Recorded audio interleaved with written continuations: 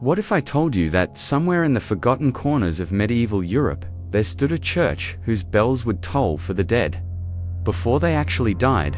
What if I told you that parish records from the 13th century showed dozens of names, all documented as receiving funeral rites, all hearing their own death knells ring across the valley, and all of them perishing within 24 hours of that first, impossible toll?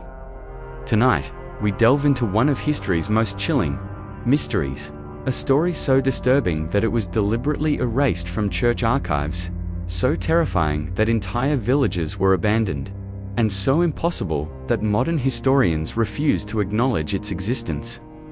This is the story of St. Mordum's Church, and the bells that sang the song of death itself.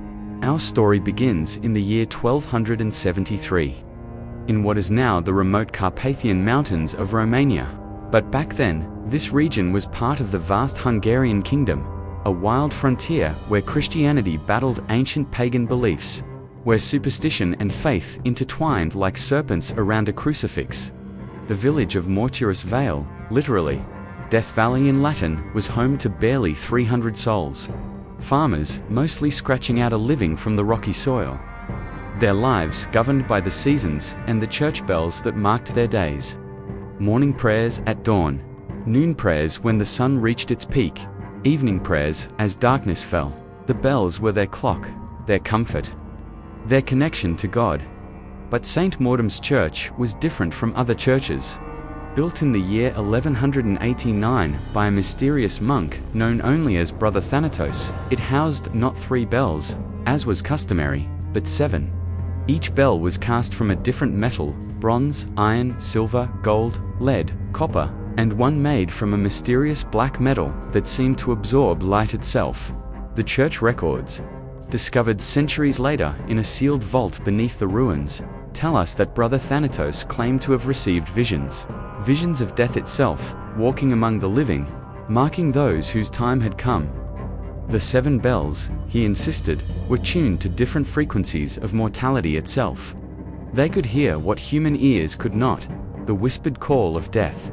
As it approached each soul, the villagers were initially skeptical. But Brother Thanatos demonstrated his gift in a way that froze their blood. Old Henrik the blacksmith had been perfectly healthy when the black bell began to toll one autumn morning. It rang for exactly 7 minutes, then fell silent. Henrik collapsed at his forge that same afternoon, dead before his body hit the ground. Maria, the baker's wife, was next. The copper bell sang for her, its tones sad and low. She died in her sleep that very night, a peaceful smile on her face, as if she had heard beautiful music in her dreams. Then came Thomas the shepherd, marked by the silver bell. He was found at the bottom of a ravine the following dawn, his neck broken, his sheep scattered across the mountainside like white stones. One by one, the bells chose their victims, and one by one, death came calling within a single day's time.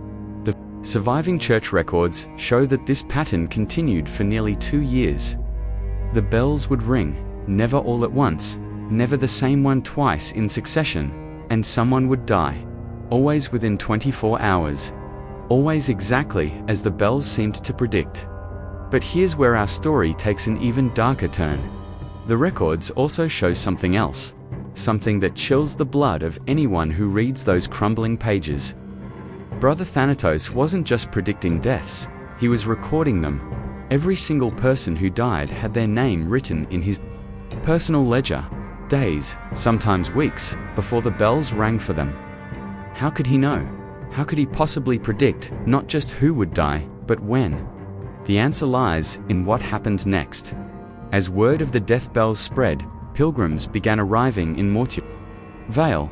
Some came out of morbid curiosity, others seeking to understand this miracle or curse. But many came for a different reason entirely. They came to hear their own bells ring, you see. Brother Thanatos had begun offering a service unlike anything the medieval world had ever seen.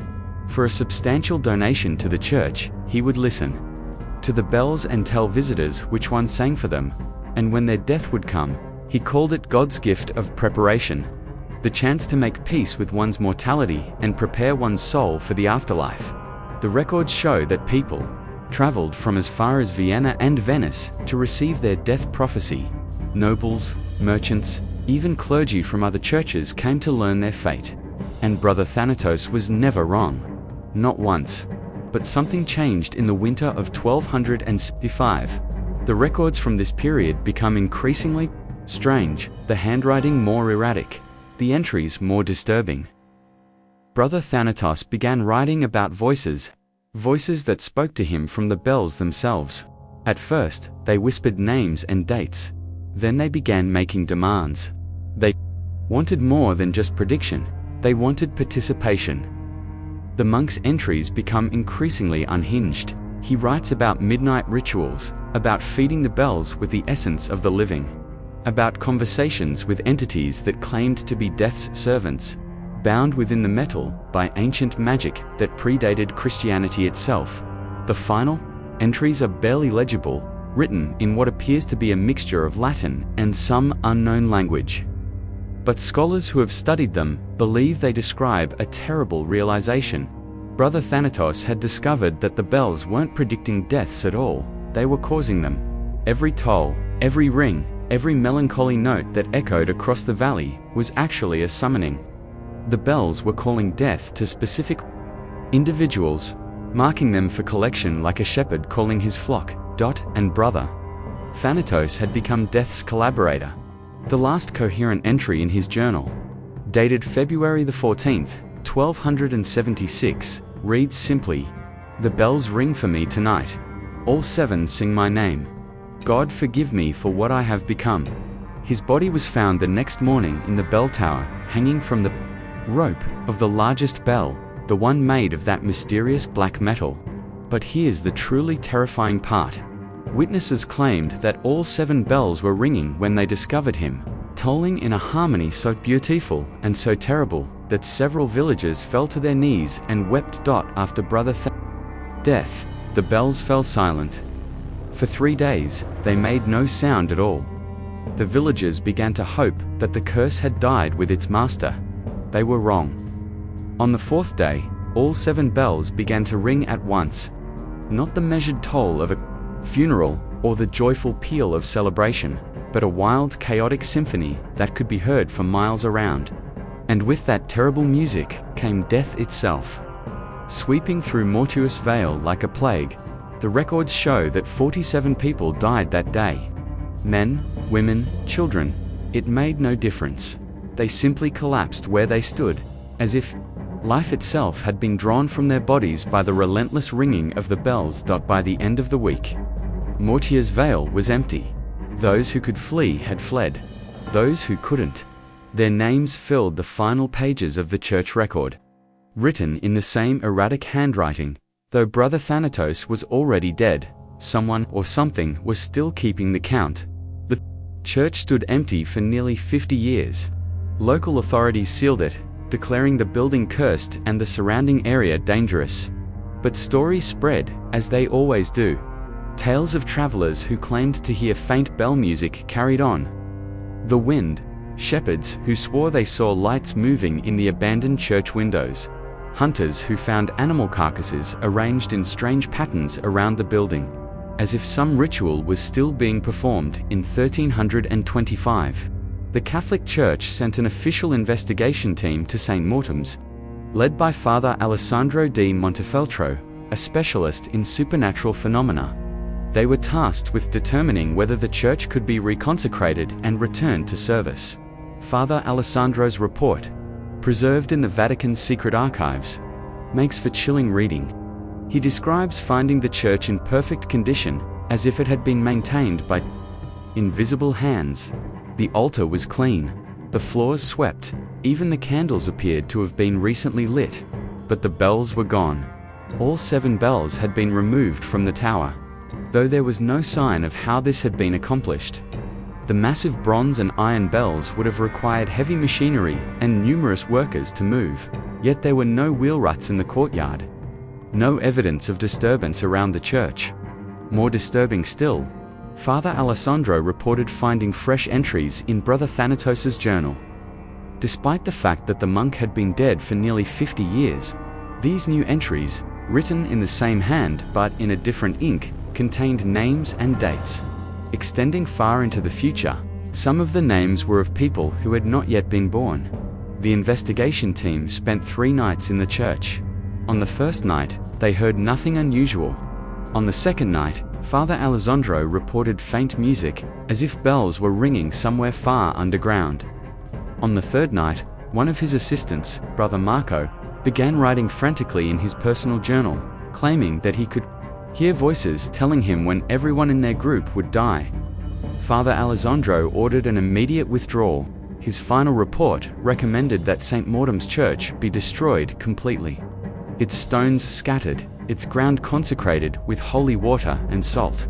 The Vatican agreed, but when the demolition crew arrived 3 weeks later, they found nothing but an empty foundation. The entire church had vanished, as if it had never existed. Even the cemetery was gone, leaving only a circular patch of dead earth where nothing would ever grow again. The story might have ended there, filed away in the Vatican's archives and forgotten by history.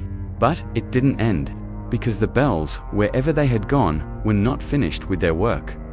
Over the centuries that followed, reports began surfacing from across Europe of similar phenomena. A church in the Black Forest of Germany, where the bells rang backwards, and anyone who heard them would live their life in reverse until they returned to childhood and simply faded away. A cathedral in Prague where the bell tower would play complete musical compositions that drove listeners to madness, compelling them to climb the tower and throw themselves from the heights. Most disturbing of all were the scattered reports of traveling bells, massive bronze and iron behemoths that would appear in village squares overnight, with no explanation of how they had arrived. These bells would ring once at midnight, and anyone who heard that single, perfect note would die exactly 1 year later. Local authorities would remove the bells, melting them down or burying them, but they always returned, sometimes in the same village, sometimes hundreds of miles away, but always bringing death in their wake. Modern researchers who have investigated these reports, those brave enough to take them seriously, have identified what they believe to be a pattern. The locations where these supernatural bells appear all share certain characteristics. They are built on ancient burial grounds, often predating Christian settlement by centuries or even millennia. They are places where violent deaths occurred, where blood was spilled and never properly consecrated.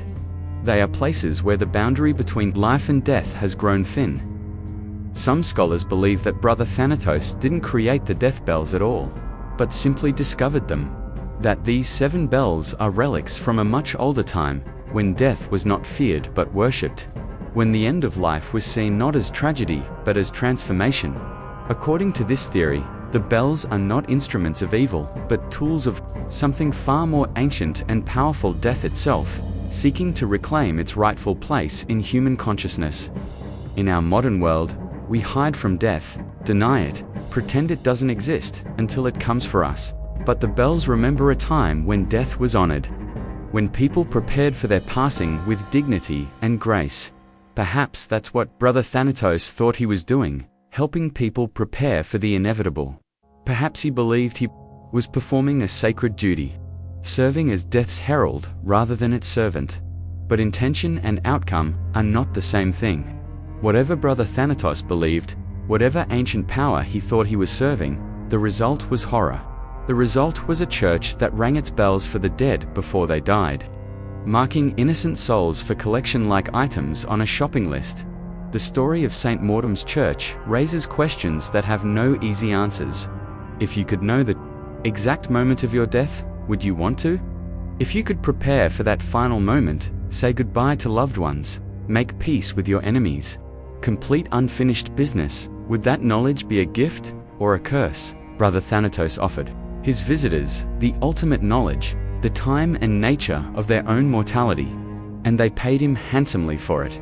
But in the end, was he giving them what they wanted, or was he simply feeding an ancient hunger that should have remained buried? The truth may be lost to history, but the legend lives on. Even today, in remote corners of Eastern Europe, shepherds tell stories of bells that ring in the night, calling names on the wind. Urban explorers post videos online claiming to have found ruins that match the description of St. Mortem's Church. Though these locations always seem to vanish when others try to find them, and sometimes, late at night, when the wind is just right, people claim they can still hear them. 7 bells ringing in perfect, terrible harmony. Playing the song that ends all songs. Calling to those whose time has come. So I leave you with this thought. If you ever find yourself alone at midnight, and you hear the distant sound of church bells ringing where no church should be, cover your ears and run. Don't listen to their song.